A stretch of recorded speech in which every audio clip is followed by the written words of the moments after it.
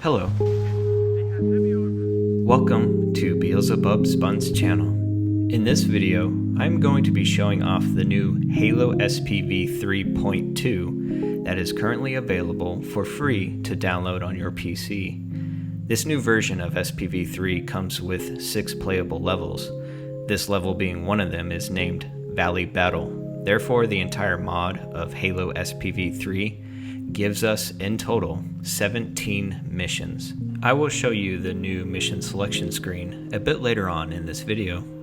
The new mod of Halo SPV 3.2 doesn't just stop at adding new levels to the game, but goes further into improving the visuals.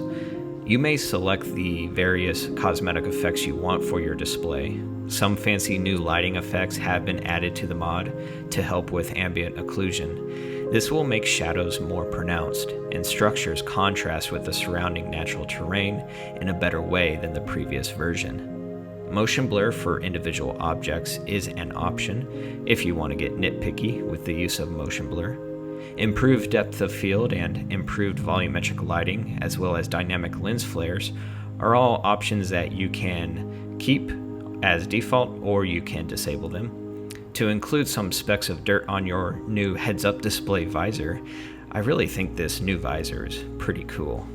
Most of the additions to the new visor are just to make the screen look a bit more sleek and fit within modern video game HUDs. Some of the weapons have undergone new cosmetic changes to their particular HUDs as well. The longtime classic legendary Halo weapons still feel the same way, just with improved details for the heads-up display. I will say the grenade launcher, or rather dubbed the Pro Pipe, does feel a bit heavy to me, so don't expect the grenade launcher to behave the same way as it does in Halo Reach or Halo 5. That's really the major change that I've seen with a weapon in Halo SPV 3 that looks the same but behaves rather differently. Speaking of Halo Reach, much of the added effects seem to have been inspired by Halo Reach. The terrain textures, for instance, such as the grass, looks darker and more natural than the previous version. The subtle film grain that is added by default in this update is executed very well, I believe. The film grain is most apparent in the new level, the Commander, which is this one right here. This level, the Commander, is a unique and engaging addition to the SPV3 mod because you play as Thel Vadam, which we know as the Arbiter in the main storyline of Halo. Of course, this was before he became the Arbiter, but you are accompanied with familiar faces, Artas Vadam, also known as Halfjaw, and Utsi Tahami. I personally like playing single-player games with a higher volume of shadows, but for the sake of this video, I'll go ahead and turn up the exposure ever so slightly. Just know that I'm increasing the exposure in video post-production. If you were to increase the gamma yourself in the actual game of Halo SPV 3, it's going to look different than this. If you've played through SPV 3 on the Silent Cartographer, and you've activated the Covenant logs throughout the level, you will understand the conflict that soon takes place on this particular level, the Commander. One of those logs that you find in the Silent Cartographer on SPV 3 is that of a brute leader that documents how his pack has been undermined with old Covenant weapons and how they are not able to fight at their optimal prime level. In this level, the Commander, you make contact with the brute leader that is fed up with the Covenant's decision and turns his forces against your squad. On top of fighting some of the Covenant forces, you also have to defend yourself from the Sentinels that are trying to cleanse the area of the Flood. Now, you get caught up in that, and the Sentinels try to kill you, and the Flood also try to kill you, so you are utilizing the Covenant weapons in different ways as you fight the different factions. If you stumble upon a Flood form that is using a human weapon, you will not be able to pick up that weapon because this was before the Great Schism, and Thel Vadam didn't want to disgrace the Covenant by using the enemy's weapons, especially a human's weapon. But you can use the actual Sentinel weapons, the Sentinel beams. There is a revive mechanic that is found in this update for SPV3. You will be able to revive certain allies that are essential for the mission to play out. It's a quick revive mechanic. It doesn't take much time at all, just a quick blessing of a tap, and your ally is back in the fight. However, your teammates cannot revive you. While this revive mechanic mimics the one found in Halo 5 Guardians, you will not be able to be revived by your teammates. You instead will simply just restart back to your last checkpoint. And that's a good thing, let's be honest. As you just saw there a moment ago, there is a section in this level, the Commander, where it is a wave defense. You do have to guard your allies as they fix a Covenant Wraith, and then you will utilize that Wraith to blow open a choke point here that is pretty much a flood coagulated barrier. That's the best way to describe it. And of course, flood are going to pop out and you go along with destroying them.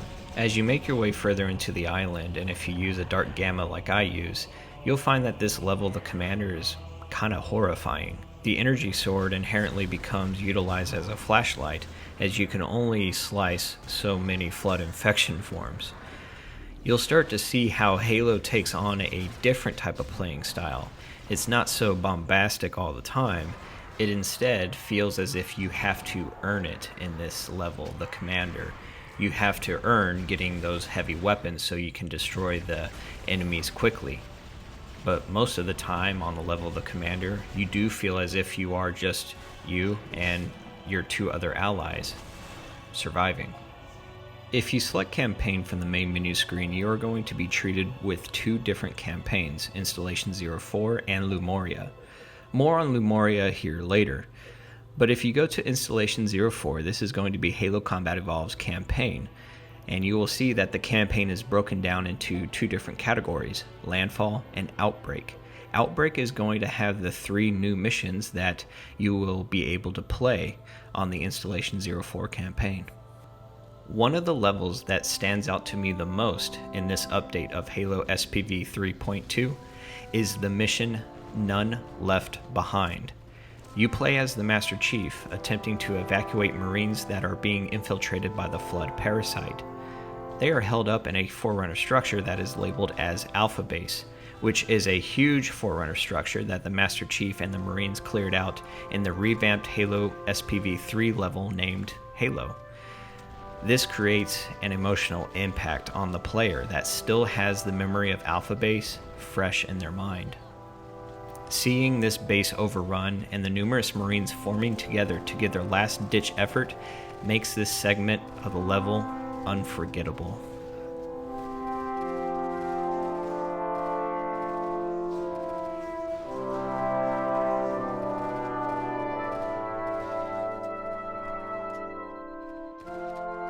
When you go back to the Installation 04 campaign, you will see that there are 2 missions, one named the Commander, the other one the Commander Evolved. I've already shown you the Commander level, that is you as Thale Vatum going about the Silent Cartographer in the dark evening. The Commander Evolved level is essentially the same type of mission, but just introduced in a different way, and it is going off of the Silent Cartographer Evolved level that is found in Halo SPV 3. For those of you who have yet to play Halo SPV 3, the Silent Cartographer has 2 different versions. One is completely overhauled, and it has a much longer duration as far as completing. It took me over an hour to complete the overhauled version. And the Commander and the Commander Evolved mission utilizes those 2 different maps appropriately. Now let's take a look at the other campaign option named Moria. Moria has 3 different levels that are available for you to play. I've already showed you Valley Battle. In this campaign, you play as a female Spartan, so it's not the Master Chief. See? Told ya. The Spartan that you play as is Spartan 017, whose real name is Tan Lian. She has minor voiceover sections that I believe is done well, as she communicates with a fellow ODST and some Marines. This campaign takes place on a Forerunner planet named Moria that is found to be rather small. Again, Moria is a planet. Therefore, this is not a Halo ring world. The year is 2552, and this is taking place in the early time period of the Human Covenant War. Essentially, how it all went down is a human research vessel went to study the small planet of Moria because the humans sighted structures and wildlife. Turns out the structures are Forerunner structures, and the wildlife are the Forerunner's pets. Unfortunately for the research team, their vessel was attacked by Covenant ships. However, one of the scientists that was studying the interior of the Forerunner structures at the time was able to send out a distress signal. Therefore, the UNSC received that distress signal and conducted a search and rescue mission using a stealthy UNSC frigate named the Endless Horizon. As far as what happens at the end of the campaign of Moria, I will leave that up to you to find out. After all, this is pretty much a whole new Halo campaign that you get to enjoy. So, I don't want to be that one that spoils it for you.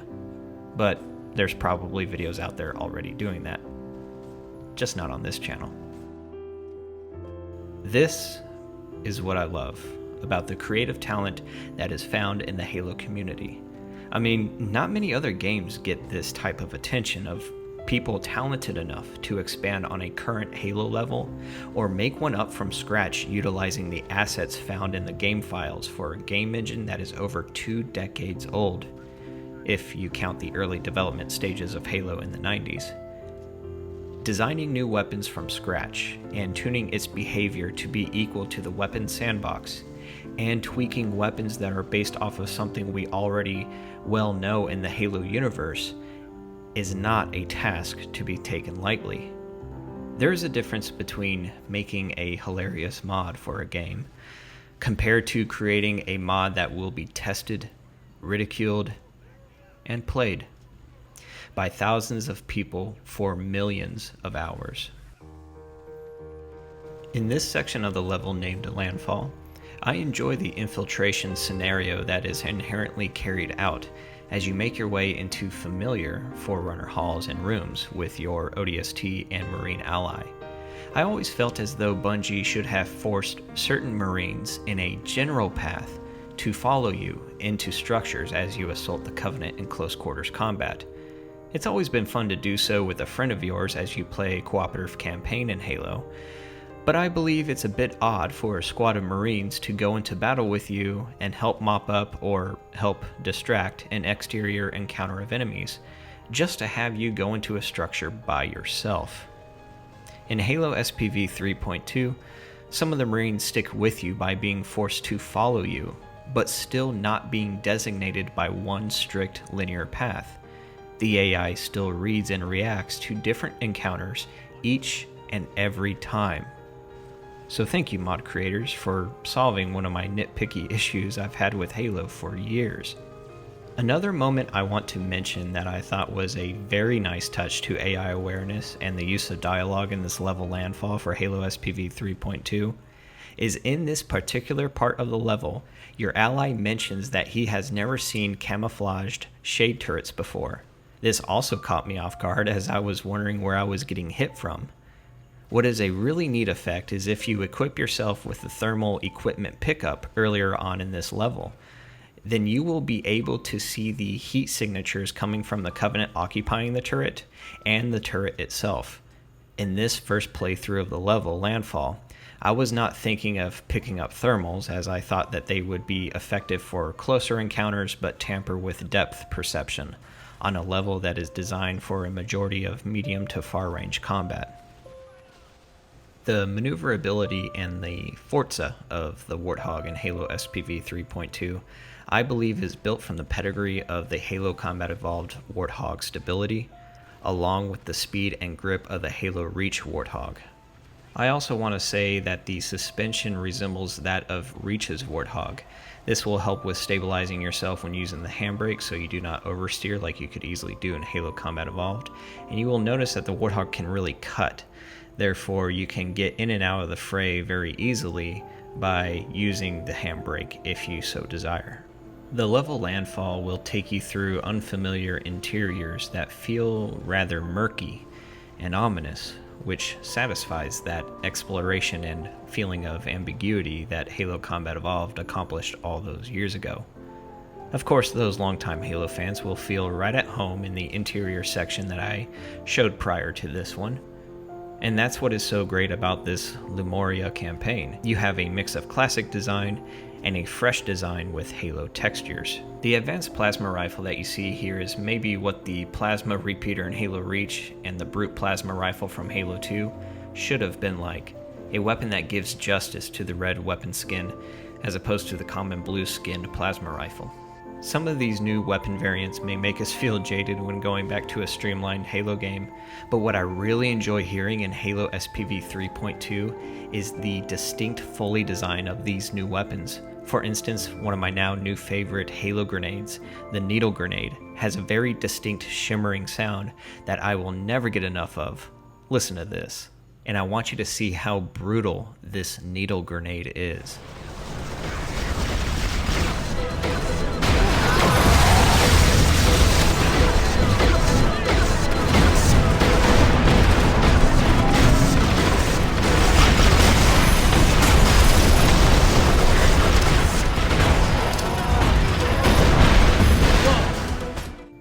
When the needle grenade explodes, it super combines along with the other discharged needles kept in the grenade, and if an unlucky foe is latched, stuck, or skewered, whatever adjective you want to use, then they get volleyed glamorously in the air in an array of shiny purple needles which will explode any other grenades within the blast radius.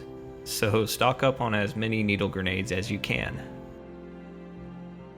To wrap up this video, I want to show you the Pillar of Autumn that has been in Halo SPV 3 from the beginning, but now has changed in its lighting and colorful icons. One of the best locations to show off the new lighting and shadows is at the beginning cutscene.